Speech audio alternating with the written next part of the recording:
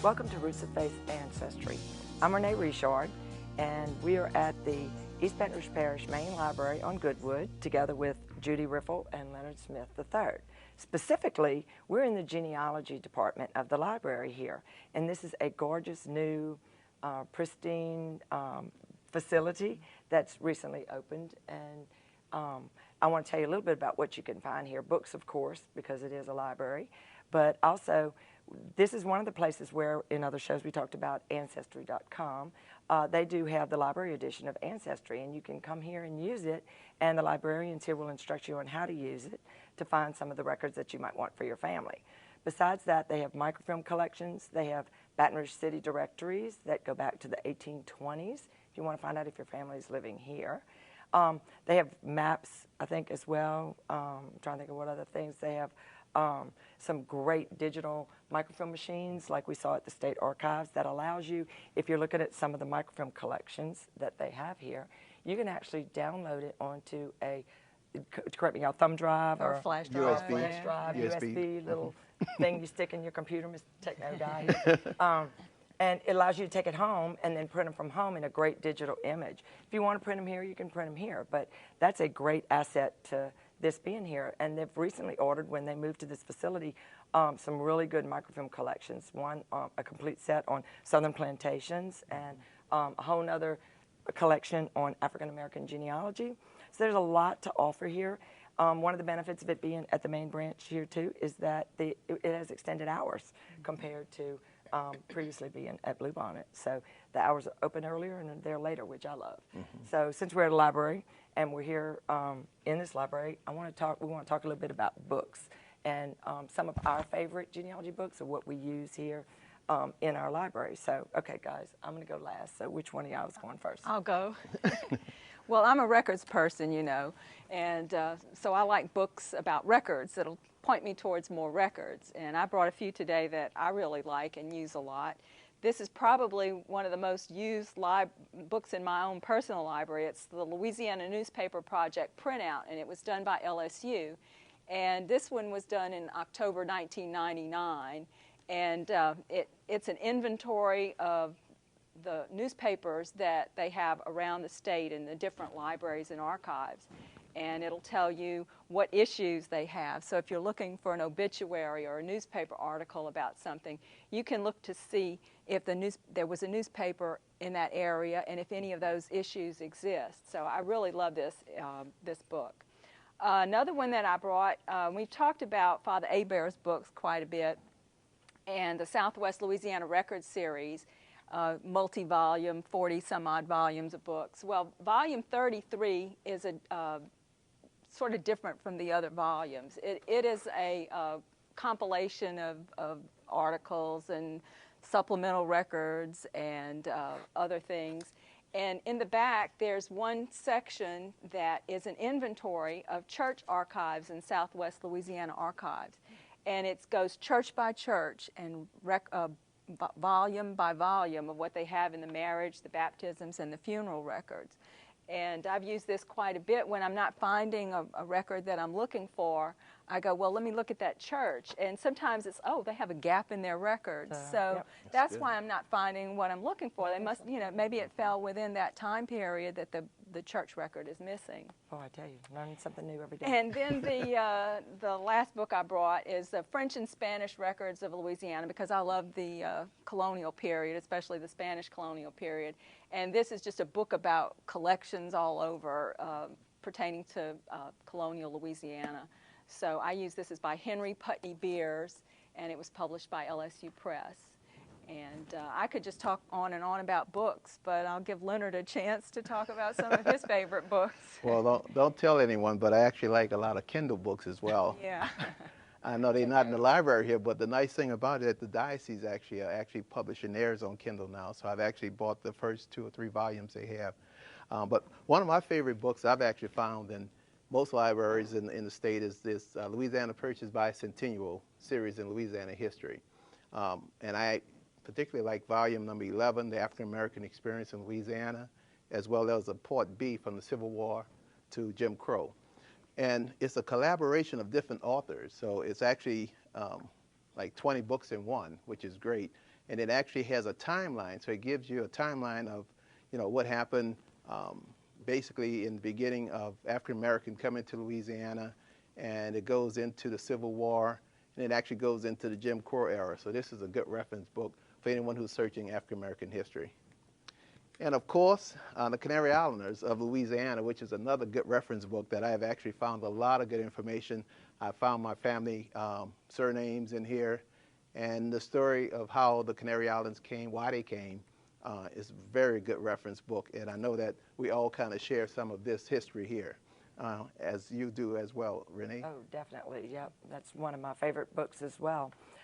My favorite group, and particularly coming to a library, would have to be the ethnicity of the Acadians. And I'm going to zero in on just one collection that I've used extensively, but there are so many reputable researchers that have published books on this particular group. And I'll tell you why I like my series, or the series that I come here to use, so much. This was a trip. If you read the book, read all the details. Plenty of times we come to the library and we're just looking for, where do I find this record of my ancestry? Are you looking in the back of the book? And they may not be there. This series was done by Father EBR, that you mentioned. We love his books.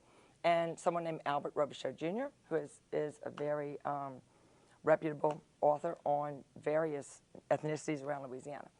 But what they did with this particular series is the Acadians were in Nova Scotia, just a little history. They were deported. Most people, if you're of Acadian descent, know this. And some came to the colonies, some came to Louisiana. The largest group of them went to France for 20 years, 2 generations. What happened in France? We can find their records in the Catholic Church books that we use so often. We get back to the first volume and it says that they were Acadians, or they were born in France. That doesn't help us any. This particular series, jointly done, tells you the story of where they were in France and how they're living and where they're migrating to within the 20 years. So you can trace the families from settlement to settlement, different regions of France, before coming over to Louisiana. And this last book that I'll showcase here was written by Father EBR. But what he does is each of these individual books, and let me back up and I'm going to show you what they are. Acadians in Exile was done by Father EBR. This book is kind of like Judy's, volume 33. He did all these church books. He did church records, but not just in France. He has where they were in Martinique and some of the islands and some of the remoter areas. Besides that, it's like that book. It's got maps. It's got, I love the back part. It has the French Revolutionary calendar, which when you're dealing with these old records, 1 year in the Revolutionary calendar is not the same year in current forever, how we've done time. Okay. And then again, the very last section of it, he just has all these databases combined besides records. My favorite is in the very back of this book. If you're looking, you can look up a title like land ownership, and he might tell you the years, what it would entail. For instance, land ownership in Kentucky for an Acadian, it'll tell you what archive to contact to get the actual record. So this is a very important book that he did. This other series, and I'm not good at saying anything in France, these are the regions, Acadians in Chalaronne, or something like that, Saint Malo, and Nantes. These are the areas in France, and Al Robichaud tends to put them in groups, so you get the whole family group. But you get sponsors, and you get the church where the record took place, and information on how to contact that church in France. So what Father EBR did, because these were on the trip together when they went there, the first half of this book is actually the 7 ships that came to Louisiana. It's the passenger list, both in French and in English, of those who came, on what ships they came, when they left France, when they arrived here. So for Acadians, when you doing your genealogy of Acadian descent and you reach that point where we call them boat people, when your boat people arrived here, because we're a nation of people that came from somewhere else, and we're going to talk about that in the other half of this show. But we come here, and you get to that point where you got to start looking elsewhere. If you're Acadians and you're from France and you know that, this is where you need to look. And other people have published these. This is just, to me, it's good because the second half of this book, he re-indexes all of these compiled together, and he gives you a code so that if you're looking up your ancestor, they may be in all three of these books if they're moving around France, or they may not be, and they may be only in this book. So it's a great example to me of one of the collections that's here. But again, I'm a periodical person, so I have to mention they have periodicals here, and they do have Janet Jen's The Acadian Exchange, which is groups of charts that are excellent for just looking at, like, she's got one whole book just on Daniel LeBlanc, the descendants of Daniel LeBlanc. So again, it's not something you might have in a personal library. I mean, yes, I have these, you know, but you would want to come here and use what they have here to do your genealogy. And so it's a great starting point. And this library doesn't have, we're talking about Louisiana genealogy. Keep in mind, when you find your ancestors from Kentucky or you find your ancestors from North Carolina, they have extensive other states' records here, and they also have from another country. So that is what makes this a great one-stop place. They have our church records too. So in light of that, we're going to take a little break, and when we come back, we're going to go ahead and talk about these passenger lists for the various groups that are coming into Louisiana.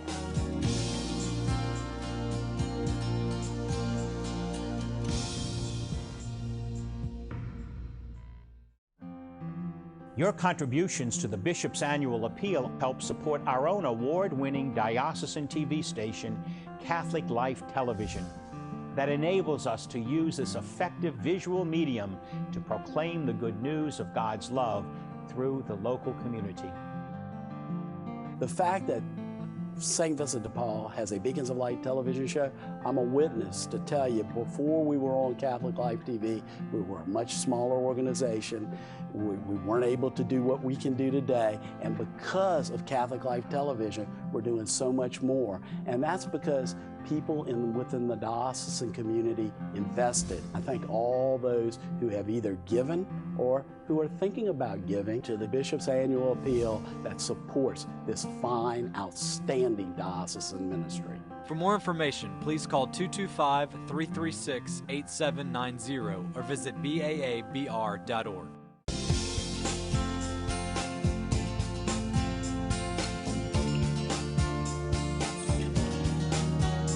Welcome back. Prior to the break, we were talking about the immigrants, different people, different groups that came into the United States.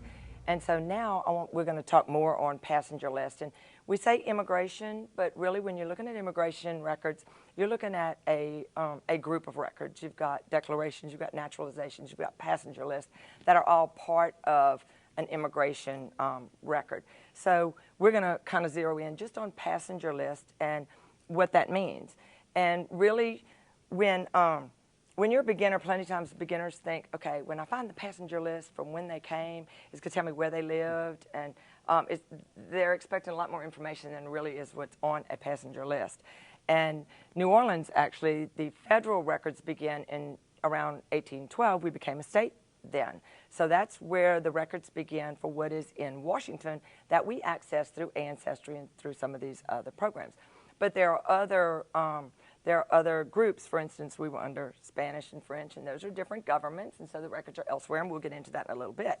But what we've done is Judy and I have pulled, you've got one from an ancestor, and I have one from the Port of New Orleans. As time has changed, you get more and more information for your records, depending on when they came into the port. So in around 1891 or 1892, I hate giving dates because somebody's going to write and say I'm wrong, but it was sometime in the early 1890s, there were laws passed where they had to incorporate more information on the arrival list for when they landed here. And you'll see that clearly in the examples that we're going to talk about. Well, the example I have is from 1848, which is my last ancestor to come to the United States on my mother's side. So all the others were colonial, but this one came, he was a Johnny-come-lately, and he came from France in 1848. And he is, my mother found this many, many years ago before they had indexes. She searched through these page by page, and she found a Jean Legrand who came in to New Orleans in 1848, but we weren't sure if that was our Jean-Baptiste Legrand. And it took me a lot of research and many years to finally prove that this was our ancestor. You can see it doesn't give you very much information. He came alone. He was in his early 20s. He came from France, and he was going to New Orleans, and his occupation really is blank, but it may be farmer because that's what's at the top. So I was lucky in that he came from the port of Le Havre, and they have in their archives there immigration with an E, those people going out, and they had lists of where everybody on this ship had come from in France. He wasn't from Le Havre. He was from another town in France. Right. So I got lucky there, and they don't have it for every year, but they had it for this year, and I got lucky. So we were able to prove that this was our ancestor, but it took a lot of work and a lot of digging. So it's not everything people think it is. Right. When they find their ancestor on a passenger list, they think they're going to get all sorts of information, but it doesn't always help you. And those early records especially so, because as she said, Le Havre was one of the largest ports for people leaving France, but Le Havre is the port city. So if they lived even in Germany, they had to travel to get to a port city. So there's no guarantee what you find on an early passenger list is going to tell you where they're from. In my case, I have one. It's a manifest from the ship Eugenia that left Palermo, Italy. The Italians were coming in force, plenty of them into the port of New Orleans and other ports along particularly New York, and we'll talk about that. This is 1907. So those laws went into effect concerning them giving more information. So my little list gives a lot more, and it does give where they lived, last residence. So in the case of mine, they want their name in full, so you get their full name. Their age, they even want it in years and months, but of course they don't do that. And that's the case in many records. When we were looking for this one, we had plenty we were not going to show you because they were so bad. Again, occupation, while they're coming here, whether they can read or write, their nationality, their country of origin. So again, whether it's Italian, France, Germany, and then the race, and so they have South Italian, so they designate that differently. Their last permanent residence, which again, where they were living before they traveled to the port city to leave. And then one column here, and one that I like, is, and it asks for the name of the nearest relative, name and address of the nearest relative in that country. So in some of these, they'll give a street address, you know, and the name of a person. It could be an aunt. They ask for their nearest relative. What I found years ago, and because I did the case back in 2006 or so, or 2008, I could not put my hands on that immigration paper, but they were coming into New York, actually, into Ellis Island, and what they did is, it was a group of men on different ships that we were trying to connect for a case on an orphan train client, but it gave the address of the relative in New York, and it was very specific, like 139 East 52nd Street, Uncle Antonio Kimono. And two different lists with two different boys say this. Well, that doesn't mean that they're brothers. They could be first cousins. But it's very specific for people living in New York. So that was a wealth of information. So you see with these laws passing what happens. Now, here's the biggest thing with Italian genealogy, and there's plenty of Italians living in South Louisiana. You're looking at these federal records and you're trying to find where they're coming from, or if they're coming from Palermo or wherever. What plenty of people fail to realize is plenty of times they entered the country at the turn of the century with these laws. Ellis Island was the main center for them entering the U.S. So the ship may go actually go to New York first, and then from New York, what happens is there may be a schooner or a smaller ship that's funded by a plantation owner in South Louisiana that's recruiting workers or for whatever reason, and so they leave Ellis Island, they board another ship, and then they re-enter Louisiana. Well, again, you're not going to find necessarily those, they're not coming from Palermo, they're coming from New York. So they're missed by researchers, which you'd have to look for then, or ship records coming from New York to New Orleans. And that's where you're gonna find that. So touching upon going from intercontinental ports, I think you've got well, you know, in African American research is not that easy. Yes. We actually have Actually, this is a book I actually just discovered since we've been here, Cash for Blood, the Baltimore to New Orleans Domestic Slave Trade. And what it does actually has a list of the surnames as well as over 8,000 slaves, their surnames, and then there's also another 3,500, I think there is, with just their first name. But what's so great about this, it actually has the ship that they came on, their previous owners, the date they came, and they departed, when they departed from Baltimore. And of course, they ended up in New Orleans because another major port. So this is a good reference, and I've actually seen a lot of my surnames in here, so I'm going to check this book out today. And that encompasses what dates? That's again? Yeah, this was 1818 to 1853. 53. So that's a good range. And I do know that I have, I've seen many a Smiths, which is common, but I also see a Brown, I also see some Adams. So I guess I've seen at least 6 or 7 of my surnames in this book, so I'm going to definitely check this one out. So as I said, you know, New Orleans, the federal list that came in started with us being a state. But there's this time frame between when we're not a state and we're no longer under Spanish or French rule. And during that time frame coincides with the Saint-Domingue revolutions that were going on in present-day Haiti. And the problem for that is the city of New Orleans tripled its population during that time.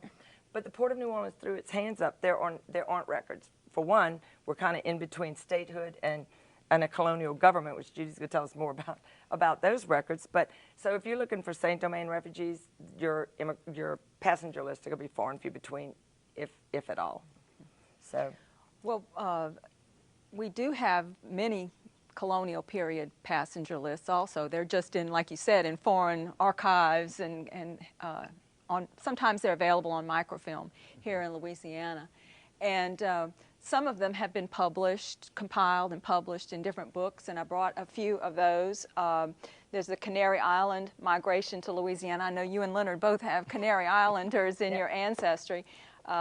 This is a list of passengers who came on the different ships. You mentioned the Acadians that came. That was during the Spanish period, and the Spanish government paid to have them brought from France to Louisiana in 1785, and we have those passenger lists of the 7 ships that brought the Acadians to Louisiana. And these have been published. This is in the book that Renee mentioned earlier, The Acadians in Exile, in 1785. Also, when you go back, the Spanish archives have many other passenger lists that are still being discovered. So if you haven't found your ancestor yet, they may very well turn up in my research and looking through the Cuban papers. I find quite a few. So, but going back into the French period, we have quite a few passenger lists that have been published. This particular book is German Pest Ship, 1720 to 21.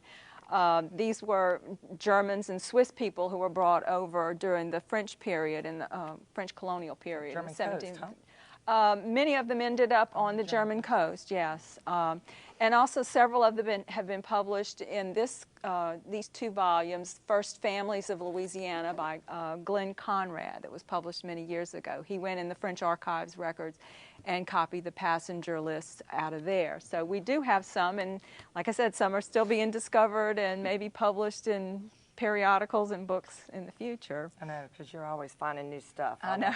To watch your stuff. Just to mention a couple others, like this First Families is great. We're lucky enough that Hill Memorial does have the full collection of the Spanish papers during the Spanish regime that related to Louisiana. It's in Spanish. Judy's in there every Or French. weekend. Some are in French, Some are in too, French? yes. Okay, well, that's true, because the record Acadian keepers ones were are in still French, and so Spanish. they wrote in French, but some wrote in Spanish. That's it. Yes. One other series of books that are here at the library that I didn't mention that came to mind when I saw these blue, because they're blue-covered books, and they're called The Foreign French, and it's the waves of French immigrants that came to New Orleans during the 1800s. And it's typed up. It's not in the old list and such. So we'll take a little break, and when we return, I want to tell you more about this great facility that we're here hosting for.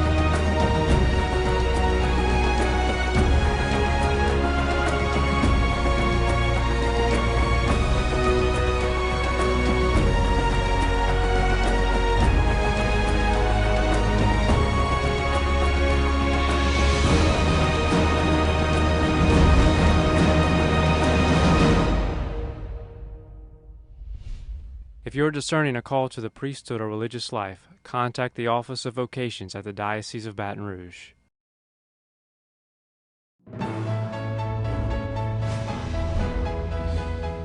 Watch our programming on demand anytime at CatholicLifeTV.org.